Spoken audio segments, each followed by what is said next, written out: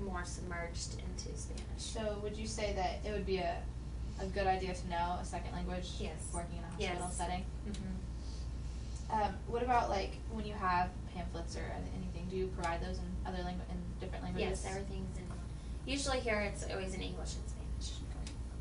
What about gender? Does gender play a role in your communication with your coworkers and your parents and patients? No, I don't think so. I think it's always, I always try to either if it's the mother or the father or if it's I always try to turn it back to it's always what is best for the child. So it doesn't really matter if it's the mom or the dad. What about age? Do you think age has an impact on your communication on the job? Sometimes, you may have people that are, I guess, not as up to date with some of the current technology or not up to date with some of the current research. Sometimes that can be, a little bit of an issue. Okay. What role do you think nonverbal communication plays in your work environment? I think it plays a lot because you can really tell if a person is upset or mad or not listening to you by the way that their body language. Okay.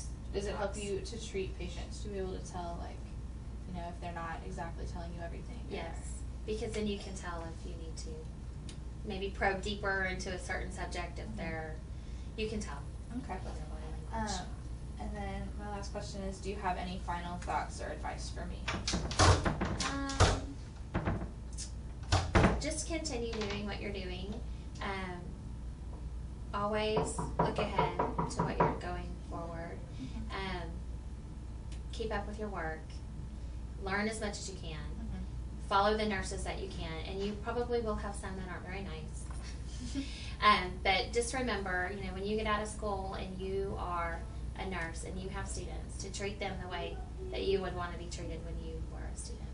Okay. Thank you so much. Oh, you're welcome. You're welcome. Thank you for coming. Thank you.